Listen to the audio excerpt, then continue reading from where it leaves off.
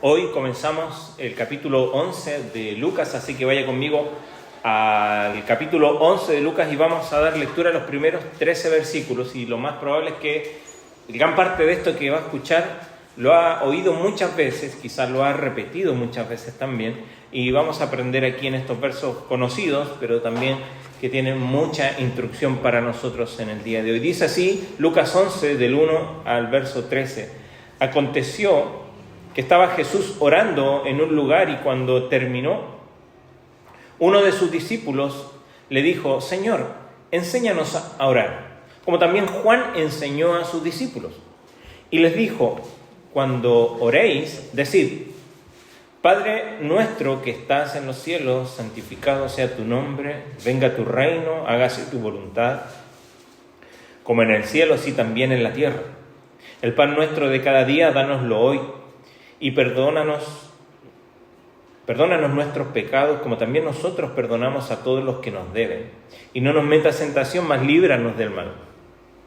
Le dijo también: ¿quién de vosotros que tenga un amigo va a él a medianoche y le dice: amigo, préstame 3 panes porque un amigo mío ha venido a mí de viaje y no tengo qué ponerle delante? Y aquel, respondiendo desde adentro, le dice: no me molestes, la puerta ya está cerrada y mis niños están conmigo en cama, no puedo levantarme y darte. Os digo que aunque no se levante a dárselos por ser su amigo, sin embargo por su importunidad se levantará y le dará todo lo que necesite. Y yo os digo: pedid y se os dará, buscad y hallaréis, llamad y se os abrirá. Porque todo aquel que pide recibe, y el que busca halla, y al que llama se le abrirá. ¿Qué padre de vosotros, si su hijo le pide pan, le dará una piedra? ¿O si pescado en lugar de pescado le dará una serpiente? ¿O si le pide un huevo le dará un escorpión? Pues si vosotros, siendo malos, sabéis dar buenas dádivas a vuestros hijos, ¿cuánto más vuestro Padre Celestial dará el Espíritu Santo a los que se lo pidan? Vamos a orar. Señor, queremos rogarte que tú puedas usar esta porción para enseñarnos en esta mañana cada uno conforme a nuestra necesidad. Gracias porque siempre, aun cuando son pasajes que conocemos, podemos encontrar enseñanza aquí y podemos encontrar también instrucción para cada uno de nosotros. Bendice tú este tiempo, te lo rogamos en el nombre de Jesús. Amén.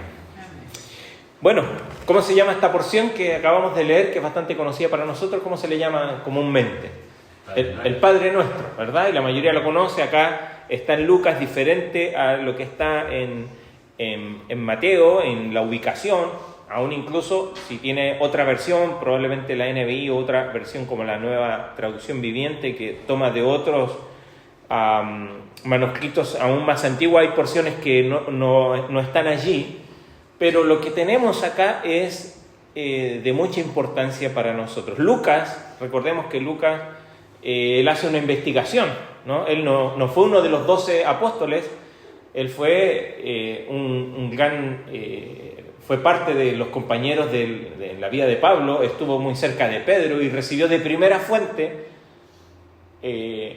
lo que fue la vida y ministerio de Jesucristo. Entonces Lucas reúne toda la información, la pone por orden, como dice en el capítulo 1 de Lucas, y aquí reúne no solamente el Padre Nuestro. Cuando vamos a Mateo, el Padre Nuestro está inserto en el Sermón del Monte.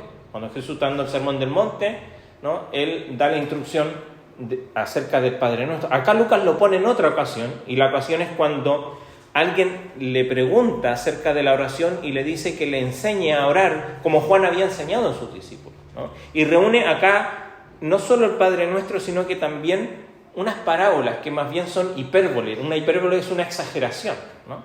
Y vemos que el ejemplo que da es precisamente cuando uno quiere hacer una exageración, es porque al punto que va a ir es completamente claro, como diríamos nosotros, más claro que el agua, ¿no?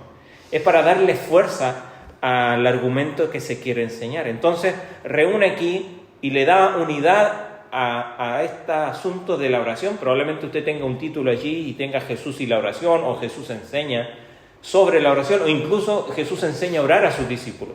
Pero lo interesante de esta porción es que vemos que Lucas muchas veces nos está mostrando que la vida de Jesucristo está sustentada por la oración. A lo largo de la narración de Lucas vemos que Cristo constantemente está yendo a orar y está a solas orando. Y no solamente eso, el mismo autor, Lucas, en el libro de Hechos, nos muestra que los propios discípulos aprendieron esta lección acerca de la oración. Cuando vemos que los discípulos están juntos, dice que estaban juntos en el partimiento del pan, pero también dice juntos en las oraciones, orando. Y lo vemos un sinfín de veces a lo largo del libro de Hechos que ellos están orando. Lo interesante del pasaje es cómo termina, porque habla ahí acerca del don del Espíritu Santo, que de alguna manera viene a ser como la corona de esta porción acerca de la oración del discípulo. Y lo interesante es que de alguna manera el texto vincula la oración a la obra del Espíritu Santo en el creyente, especialmente en el tiempo presente.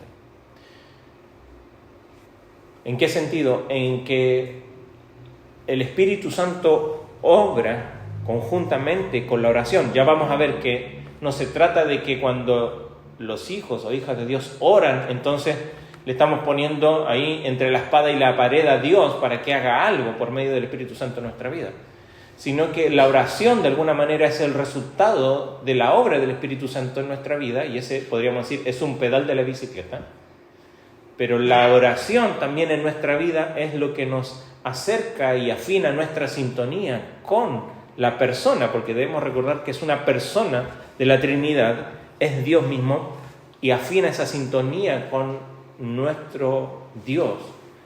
Entonces, la idea principal que queremos aprender en el día de hoy es que los discípulos, no solamente aquí, ellos no sabemos quién fue, pero uno de ellos pregunta y le dice, enséñanos a orar. Pero el Señor no se dedica a decirle, bueno, así tienen que orar, sino que el Señor Jesucristo da instrucciones para traerles confianza a sus discípulos de que pueden orar confiando plenamente en ¿qué cosa? Primero, en Dios como Padre, porque aquí lo llama Padre al principio, ¿no? Oraréis así, Padre nuestro, y termina el versículo 13, si vosotros siendo malos sabéis dar buenas dádivas, ¿cuánto más vuestro Padre? O sea, esta idea es clave aquí, ¿no? Inicia y cierra esta enseñanza, instrucción. Entonces, la idea principal de hoy es que los discípulos y tú y yo hoy día podemos orar con confianza, porque podemos confiar plenamente en que Dios, como nuestro Padre, nos va a conceder todos los dones que necesitamos. Ojo, no todas las cosas que necesitamos, sino que todos los recursos de Dios que necesitamos. Y el mayor de todos ellos es el Espíritu Santo. Y la estructura de este pasaje, como dijimos, habla acerca de la oración y hace hincapié en Dios como Padre.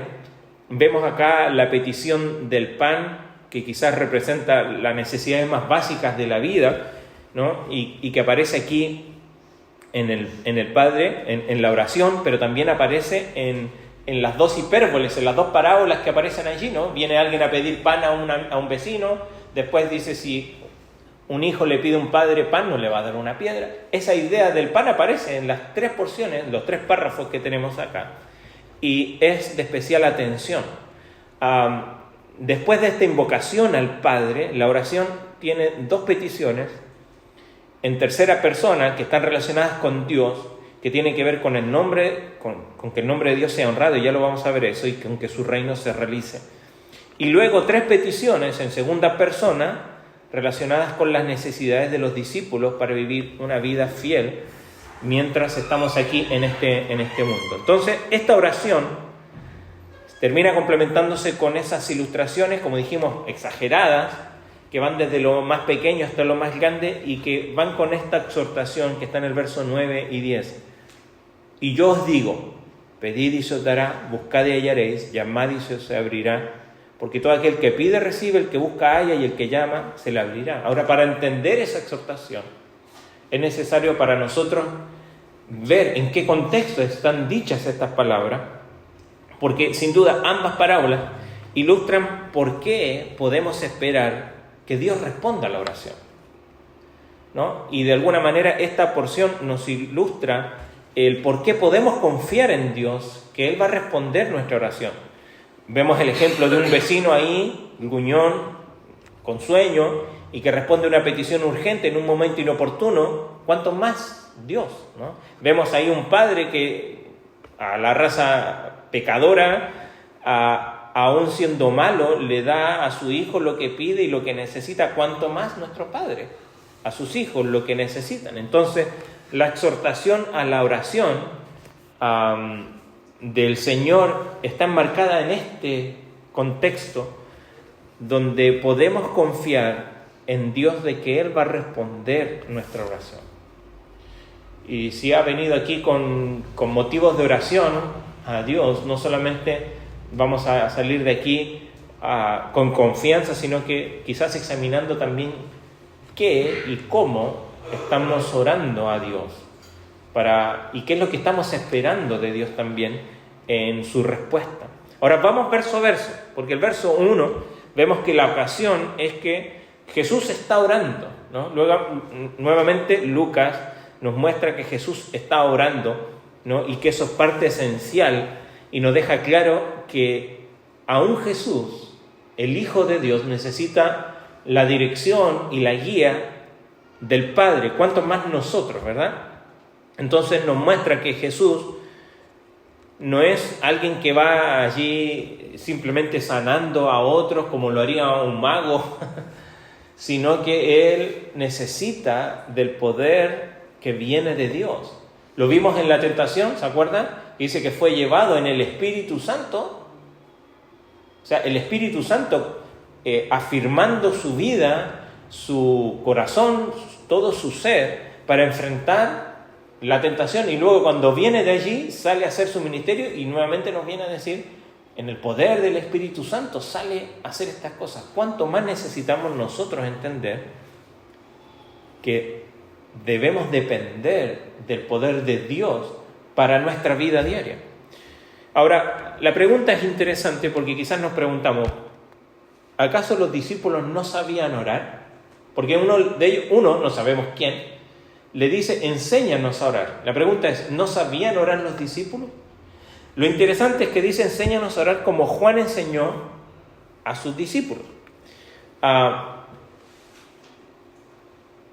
Lucas quiere aquí resaltar que los discípulos están, primero, impresionados con el ejemplo de oración de Cristo, ¿no? Lo ven orar, entonces dicen, bueno, Él está orando, ¿cuánto más nosotros? Ahora, enséñanos, quizás podríamos agregar ahí, enséñanos cómo orar, o enséñanos a orar como tú lo haces, o aún incluso quizás danos las palabras que necesitamos repetir para que la oración sea tan fructífera como la tuya. ¿Por qué lo digo? Porque cuando dicen enséñanos a orar como Juan enseñó a sus discípulos, y sabemos que Juan fue el último de los profetas, ¿no? El último de los profetas del Antiguo Testamento, más bien el último del Nuevo Testamento, tenemos que ir un poco al contexto. No sabemos, no nos dice la Escritura cuál era el tipo de oración que Juan le enseñó a sus discípulos, pero Juan, como un fiel israelita, ¿no? Fiel a la palabra de Dios, enseñó, y también a las tradiciones, ¿no? a las buenas tradiciones de los israelitas, enseñó sin duda a orar. Y uno se pregunta, bueno, ¿cuáles oraciones eran? Oraciones basadas en el Antiguo Testamento, en los Salmos, basadas también en mucho de lo que conocemos de la historia. Y antes de ir allí a contestar, un poco y contar un poco acerca de cuáles serán estas oraciones, vemos aquí que, por lo menos en Lucas, hay 3 parábolas relacionadas con la oración que aparecen solo en Lucas, y eso nos indica algo, que para Lucas nos quiere mostrar la importancia precisamente de la oración y que Jesús no solamente está orando, sino que quiere que los suyos puedan orar, ¿no? Ya las vamos a ver cuando lleguemos al capítulo 18. Ahí en el capítulo 18 hay esas otras 2 parábolas acerca de la oración, junto con esta. Ahora, el discípulo anónimo aquí, que no sabemos quién pudo haber sido, quiere que Jesús le dé una oración distintiva, ¿no? Probablemente pensando en las oraciones que hacía Juan o los discípulos de Juan. Entonces, no era tanto el contenido de su oración, sino que lo distintivo que podría ser esta oración, ¿no? Y lo que hace Jesús es enseñarles, y no enseñarles una oración, que es lo que ha tomado mucho de la religión de nuestro tiempo, aún dentro de la iglesia evangélica también, de repetir esta oración como un juego de palabras que tendrían un valor en sí mismo. Entonces Jesús le dice, cuando oréis, ¿no? Cuando oréis, o siempre que oren, decid estas palabras, o más bien, Cristo va a dejar un modelo, ¿no? Y Jesús entendió, de alguna manera, que esta oración era un prototipo, ¿no? Era como un molde para que nosotros tomásemos y viésemos allí los conceptos que hay dentro de esta oración y poder no repetir estas palabras, ¿no?, sin variación, sino que tomar esto como un modelo. Cristo pretende que esta oración funcione como para darnos sintonía a nosotros y ver cuán adecuada es nuestra oración de acuerdo a este patrón que tenemos aquí, ¿no? ¿Y por qué? Porque cuando uno de estos discípulos le pregunta, enséñanos como Juan, vamos a la historia de los judíos, y allí hay muchas oraciones que los judíos repetían, ¿no? Y especialmente en el tiempo de Cristo, cuando uno vaya a la historia, había un tipo de oración, incluso este Padre Nuestro, que es bastante conciso, en algún aspecto es similar a una de las oraciones. Hay una que es la más conocida entre todas, que es la Amidá, o las 18 bendiciones de la tradición judía, que era una oración que también para muchos servía de modelo, pero que llegó a estandarizarse en el tiempo cuando los judíos estaban en el exilio. ¿Recuerdan? Los judíos fueron llevados a Babilonia, están allá, ¿y qué resulta? Estuvieron 70 años allí, se levantó una nueva generación. Cuando están allí, el hebreo que ellos hablaban se empezó a perder, porque estaban en un lugar donde hablaban otro idioma, que era el idioma de los caldeos, el idioma de los babilonios. Y en ese tiempo donde nace el idioma que se habla en los tiempos de Cristo, que es el arameo, que era una mezcla entre hebreo y el idioma de los babilonios, el caldeo, ¿no?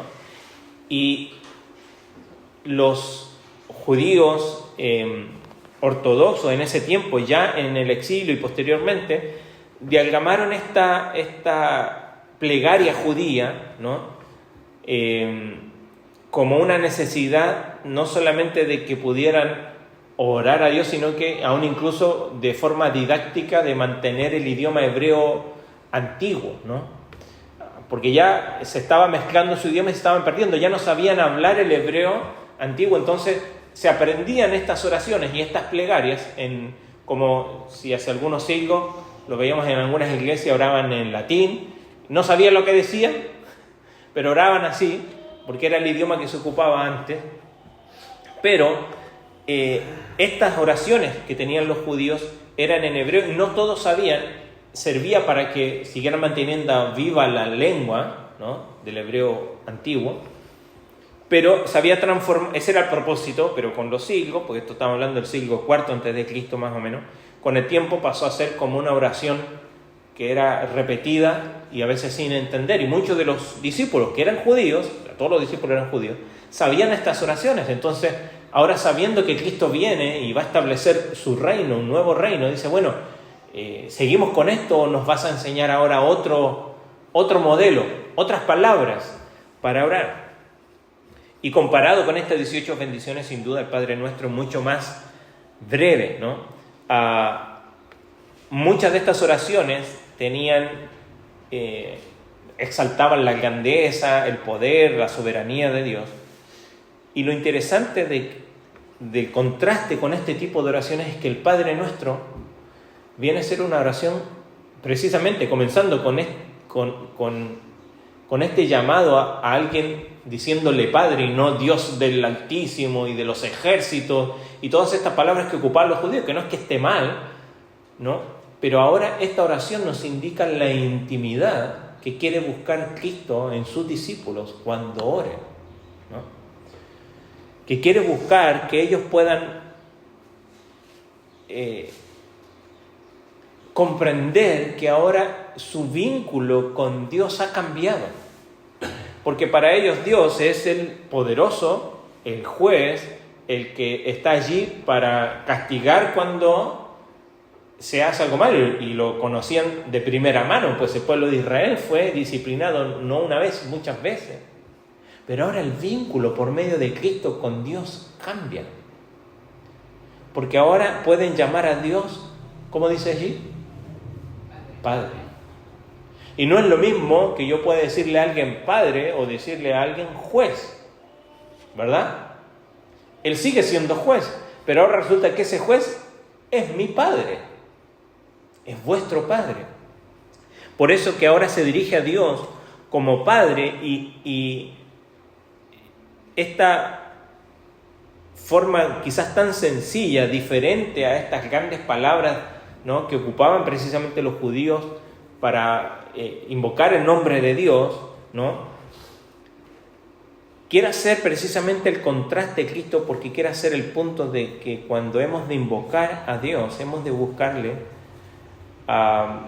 no con el sentido de halagar a Dios como para que nos responda, que era en lo que se había transformado la oración para muchos de los judíos. ¿Se acuerdan? El mismo Jesucristo está allí en el templo y hay personas orando, ¿se acuerdan? Y había uno que decía: Señor, sé propicio a mí. Y habían otros orando con grandes palabras, probablemente algunas de estas oraciones a las que quizás hacíamos referencia. Oh Dios de lo Altísimo, ¿no? Y con grandes palabras, parecían hermosas, ¿verdad? Y uno lo miraría hace 2000 años atrás y quizás en el día de hoy y diría: Dios va a escuchar a este y no a este otro. Pero Cristo quiere enseñar desde el inicio que el buscar a Dios no tiene que ver con nuestras palabras, tiene que ver con reconocer quién es Él y dónde estamos nosotros. Y sin duda, este término Padre no necesariamente es algo nuevo. Ya vemos que en el Antiguo Testamento se usa esta idea de llamar a Dios como Padre. El mismo Dios dice ahí al faraón: deja salir a mi hijo de Egipto. Pero lo que nos quiere mostrar es que nuestra oración debe ser tan sencilla como si un niño hace saber sus peticiones a su padre, sin necesidad. Un niño no va y dice: oh, Padre mío, tan grande, a no ser que nos quieren salamear, ¿no? Como dicen acá, ¿no? Nos quieren pedir algo, ¿no? Pero nuestros hijos no se dirigen a nosotros con toda esa salamería que a veces hacemos con Dios, sino que la imagen del Padre, precisamente en Lucas hemos visto que Lucas ha usado esta idea del Padre, es de amor, es de misericordia, es de perdón. Más adelante vamos a ver allí, es de júbilo cuando el hijo vuelve, ¿no?, en esta parábola del hijo pródigo. Ahora la pregunta es: ¿quién puede llamar a Dios Padre? Porque quizás decimos: bueno, Dios es el creador de todos, así que todos podemos llamar a Dios Padre. Y la verdad es que no, y aquí es donde comprendemos esta idea, ¿no? El vínculo con Dios cambia cuando por medio de la fe en Jesucristo podemos acercarnos a Dios y llamarle Padre. Juan 1:12 dice que a los que le recibieron, ¿no?, a los que creen en su nombre, les dio el derecho, la potestad de ser llamados hijos de Dios. Esa es la diferencia. Y Dios está allí, quizás tú lo invocas, pero quizás no es tu Padre. La única manera de que puedas invocar a Dios como Padre es depositando plenamente tu fe en Jesucristo, solo en Él, para que Él pueda ser tu Padre.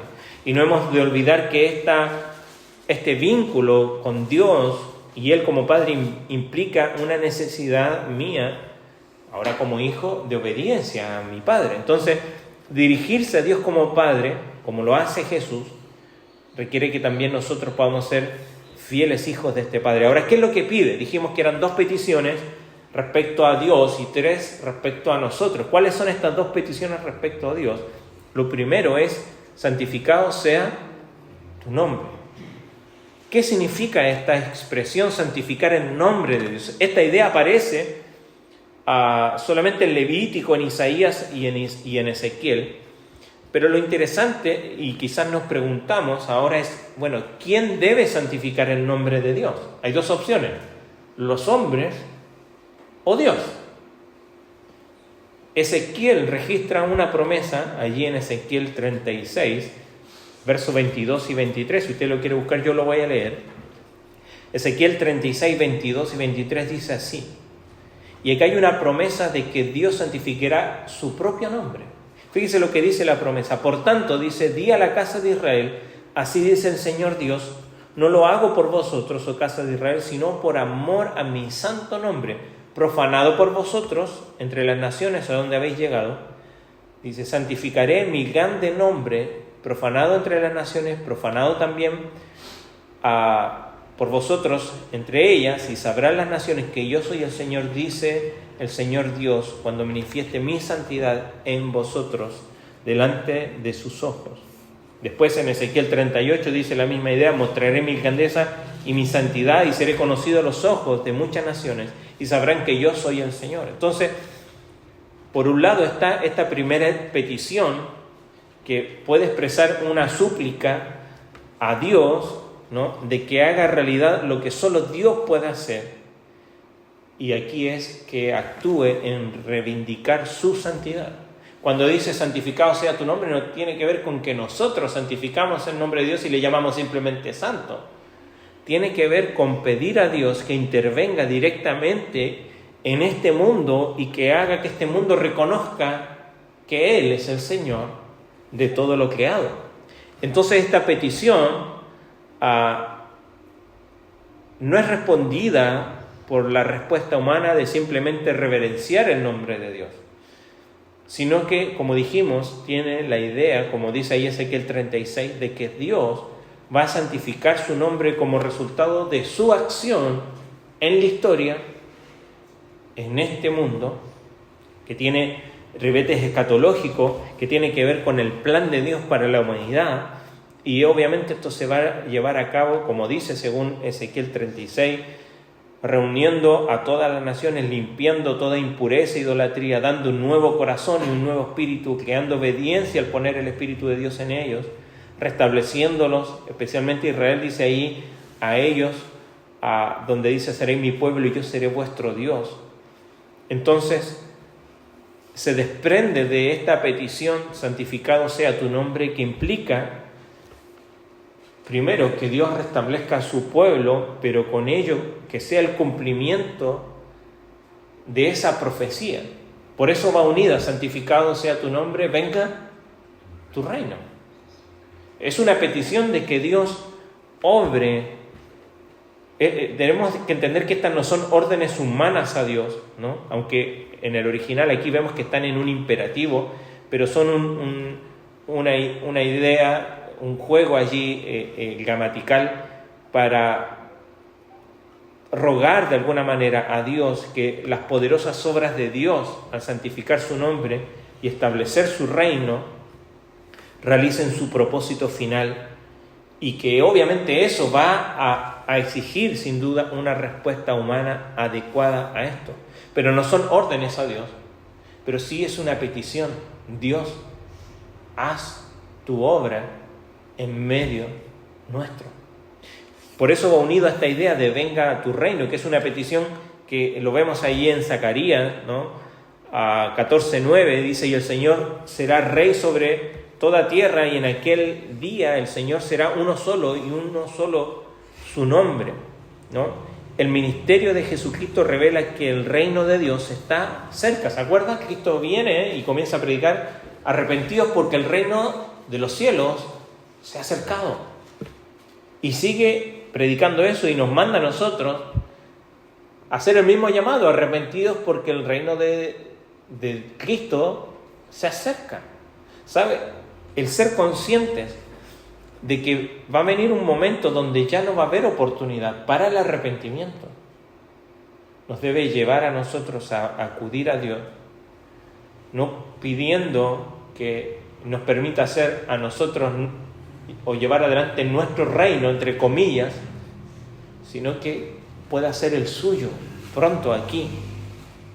Entonces, es interesante cómo comienza esta oración, porque comienza con peticiones que tienen que ver con pedir a Dios, no darle órdenes a Dios, pero pedir a Dios: Señor, haz tu obra. En otras versiones, en nuestra versión, aquí en la Reina Valera, añade esta idea, ¿no? Hágase tu voluntad como en el cielo, así también en la tierra. Esa en otras versiones no lo tenemos, lo toma Lucas probablemente de Mateo, pero tenemos estas peticiones de: Señor, lleva adelante tu obra. Ahora, después de estas peticiones, pasa a estas peticiones que tienen que ver con nosotros. Y lo primero que hace es una petición, dice: danos el pan de cada día. La petición del pan, obviamente, para muchos ha sido espiritualizada desde el inicio, Orígenes, Tertuliano, como una referencia ya sea a la palabra de Dios, ¿no?, como la vemos, ¿no?, que es nuestro alimento, o aún incluso al pan de la cena, de la Eucaristía. Pero obviamente no va por allí la interpretación, ¿no?, sino que lo que quiere enseñar Jesucristo al decirnos esta instrucción es que debemos pedir provisiones para las necesidades básicas de nuestra vida. Y cuando vamos delante de Dios en oración, y que implique pedir a Dios respecto a nuestras necesidades, si somos y hacemos un análisis de nuestras peticiones, quizás muchas de estas peticiones no son necesidades. Son planes nuestros quizás, son caprichos nuestros. Pero aquí el Señor nos está enseñando que hay una necesidad básica para todos, y es el alimento y el sustento diario. La parábola que sigue, como ya lo leímos hace un instante, precisamente habla del pan de la subsistencia. Nos está pidiendo algo más allá de lo necesario para poder pasar el día. La petición quizás no hace alusión al maná que era entregado día a día, ¿no? ¿Recordamos? El Señor daba maná a Israel en el desierto y le decían: esto es lo necesario para hoy, no recojan para mañana, a excepción del día viernes, pero decían: no recojan para mañana, cada día va a tener su provisión. Y yo creo que hace quizás alusión a esto, y esta petición es solo para la subsistencia, y es similar a orar, quizás si lo traemos a nuestro día, para, no sé, quizás alguien diría el salario mínimo o un ingreso digno en nuestra cultura en el día de hoy. Pero si bien Jesús es consciente de que no solo de pan va a vivir el hombre, es interesante que en Proverbios 30, si usted lo quiere anotar, Proverbios 30, versos 8 y 9, quizás sería alguna justificación para esta petición, y dice así, Proverbios 30, 8 y 9: aparta de mí la falsedad y el engaño, no me des pobreza ni riqueza, aliméntame con la comida que necesito, o estaré lleno y te negaré, y dirán: ¿quién es el Señor? O seré pobre y robaré y profanar el nombre de mi Dios. Sin duda, el escritor aquí de este proverbio nos indica cuán delgada es a veces la línea de nuestro corazón de irse tras las riquezas, o no tanta riqueza, sino que de los bienes materiales, y olvidarnos de Dios, o cuando esto escasea, quejarnos contra Dios. Por eso en esta oración, y dijimos la oración, no lo hemos enseñado aquí, que la oración no es que cambia a Dios en su parecer, sino que cambia nuestro corazón. Y cuando oramos, ¿no?, y hablamos con Dios y abrimos nuestro corazón a Dios, entonces comenzamos a ver lo oscuro que a veces es nuestro corazón y nuestras intenciones y nuestras peticiones. Y comparado con este patrón, debemos comparar nuestras oraciones y lo que pedimos a Dios. Alguien decía esta oración: oh Dios, a los que tienen hambre, dales pan, y a los que tienen pan, dales hambre de justicia. Y sin duda es necesario recordar, y quizás muchos de nosotros hoy día tenemos todo lo que necesitamos, pero debemos pedir a Dios lo que realmente necesita en nuestra vida, ¿no? Ahora, lo que sigue en el verso 4, Jesús utiliza ahora esta idea de la cancelación de deudas y lo relaciona con el perdón, porque esta petición parece que supone, ¿no?, que aquellos que se les ha perdonado mucho no solo deben mostrar gratitud a Dios, sino también deben perdonar las deudas a los que se las deben. No significa que el perdón de Dios hacia nosotros dependa de que primero perdonemos a los demás, ¿no? El Padre Nuestro debe afectar la forma en que viven los discípulos, ¿no?, y no solo la forma en que oran, ¿no? Entonces tiene un impulso más bien ético al orar estas palabras. Señor, ¿no?, perdona nuestros pecados porque también nosotros perdonamos a los demás. Y no tiene que ver con, dijimos,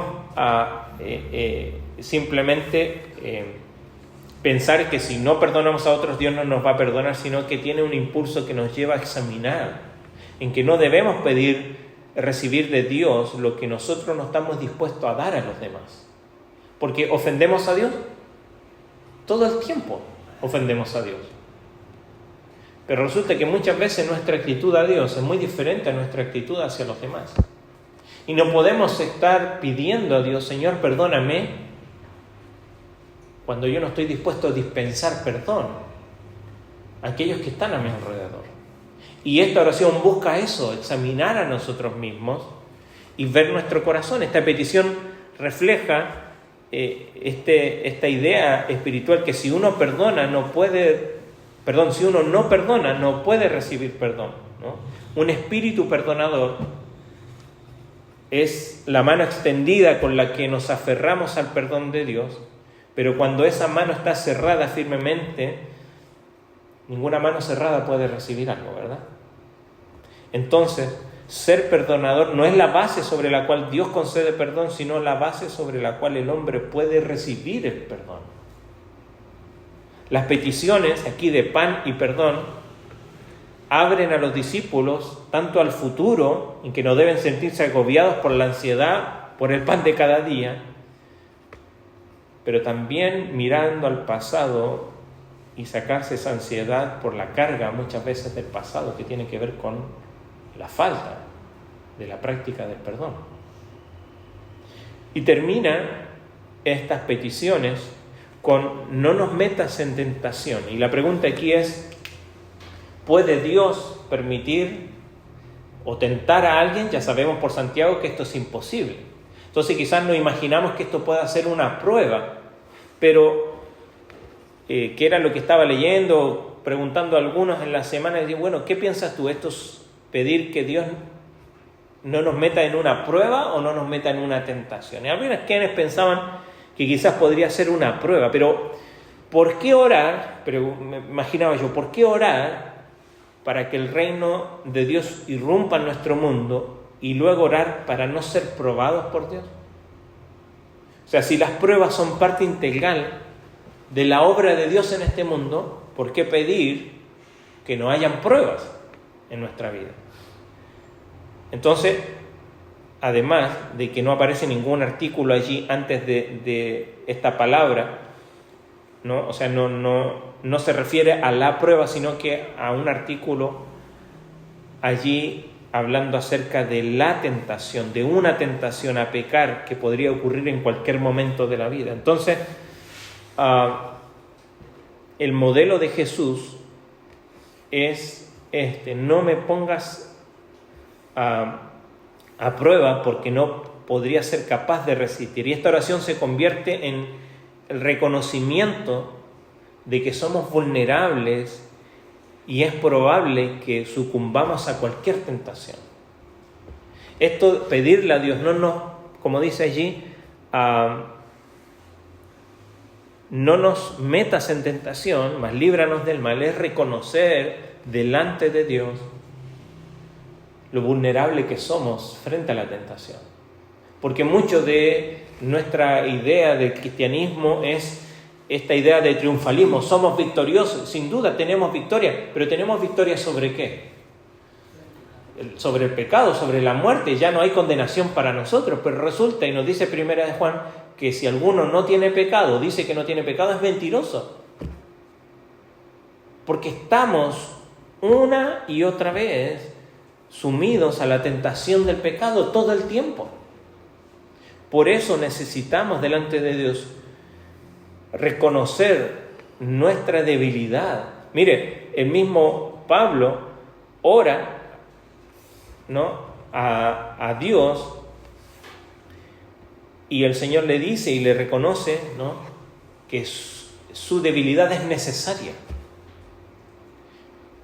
Muchas veces tenemos esta idea triunfalista de que no nos va a pasar nada, o de que somos quizás muy poderosos, o por muy conocedores que tenemos, podemos enfrentar todas estas situaciones, pero debemos entender que el Señor lo que nos quiere mostrar es que para ir delante de Él no podemos ir con esta idea, yo me la puedo, porque eso es orgullo, y Dios dice que resiste a los soberbios.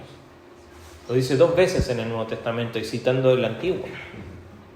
Pero da gracia a los humildes, aquellos que reconocen su vulnerabilidad y que podemos ser tentados en cualquier momento.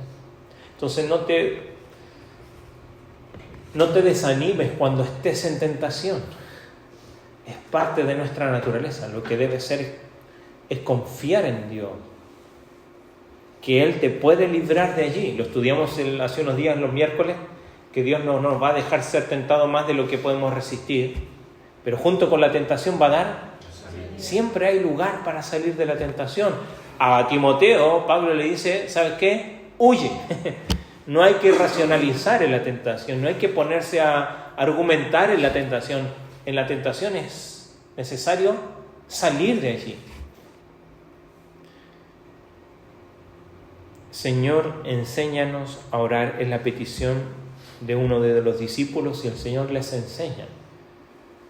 No solo la importancia de la oración con su ejemplo, sino que ahora podemos acudir a un Dios. ¿Se acuerda el profeta Elías cuando está con los profetas de Baal?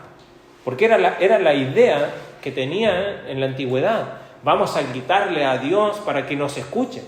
Y muchos de nosotros tienen esta idea, pero ¿sabe qué? La oración no necesitamos. Dios no está sordo. Primero. Pero si por medio de Cristo ahora eres un hijo de Dios, Dios es tu Padre.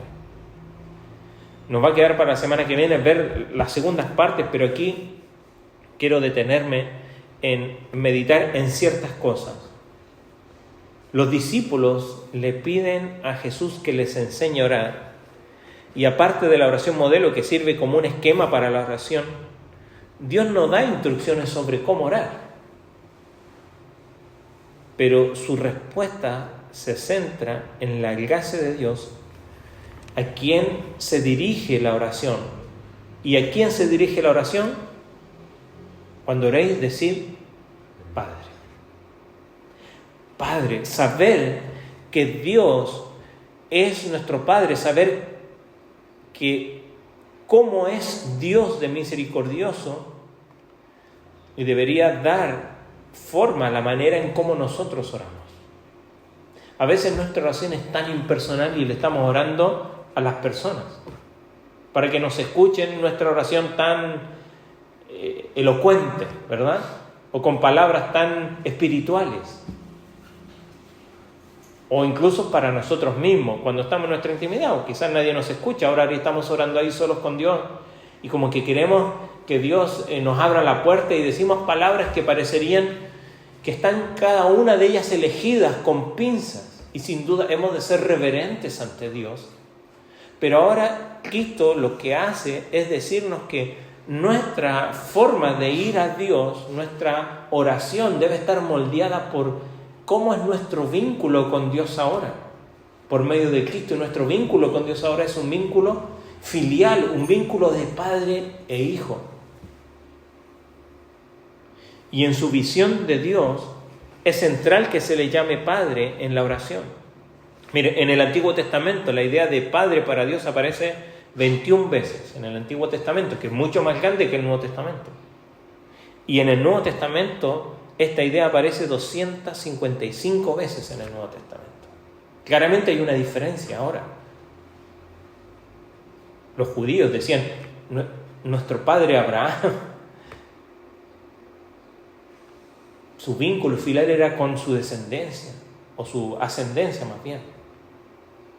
Pero nuestro vínculo filial es con el Creador. Nuestro Padre es el que envía a Jesús a morir por nuestros pecados, lo libera de la muerte y también envía al Espíritu Santo. Esto lo vamos a ver la semana que viene, que nos va a ayudar a capacitar a cada uno de los discípulos. No solamente para buscar a Dios, sino para cumplir con la tarea que tenemos como hijos de Dios. ¿Cómo te relacionas con Dios? ¿Es tu Padre? ¿Lo buscas como Padre realmente? Obviamente nuestra relación con nuestros padres muchas veces ha afectado tanto para bien como para mal en cómo tenemos nuestra relación con Dios como Padre. Pues nuestra idea de Padre no viene sino de lo que nosotros hemos podido vivir y experimentar. Pero de allí es que también el Señor quiere que le busquemos como Padre. Porque todos los padres terrenales son imperfectos, pero hay solo un Padre perfecto, que es Dios. Y Él puede suplir todas nuestras falencias, no solo de nuestras carencias de nuestros padres, sino que de nuestras carencias de nosotros como Padre también hacia nuestros hijos. Por eso la importancia de transmitir a ellos también. Que si bien a muchos de ellos nos tienen en reverencia a nosotros como Padre, hay otro Padre más grande que nosotros, a quien deben buscar y reverenciar, más que a nosotros. Y es el Padre Celestial. Segunda cosa, antes de terminar. Los seguidores de Cristo deben orar para que venga el reino de Dios y no el propio. La petición no está dirigida al Señor Dios de Israel y no está pidiendo bendiciones para la nación, ni para nuestro país, ni Dios bendiga a América o Latinoamérica o lo que sea, sino que Dios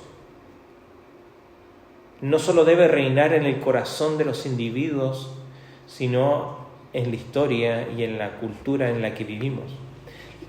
Este discípulo le pide a Dios que ponga fin a este sistema en el que estamos y que traiga una nueva forma de reino, porque es lo que aguardamos, amén. Y esta es la idea de orar, de pedir venga tu reino. Señor, reconocemos que somos extranjeros y advenedizos, estamos de paso aquí, Señor, establece pronto tu reino. ¿Sabe? Hablamos ayer con los adolescentes y hablamos que esa idea del cielo que tiene la gente de que va a estar como un angelito, cuando el Señor venga y establezca su reino y nosotros pasemos a otra vida, vamos a tener las mismas cosas que tenemos ahora, pero las vamos a disfrutar porque va a ser sin pecado. Y si usted ahora disfruta de muchas cosas, imagínense lo que será todo eso sin pecado, pero mucho más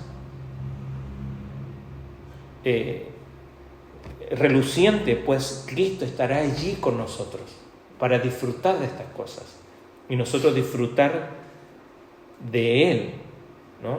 Y eso es lo que nos da sentido, disfrutar de todo lo creado. Entonces, sin duda vemos este mundo y en este mundo hay dolor, hay desconsuelo, hay aflicción, en este mundo hay problemas, pero esta petición es una expresión de esperanza, de que este mundo en el que vivimos va a terminar. Y nuestra esperanza no está en este mundo, sino está en el reino prometido a aquellos que le aman.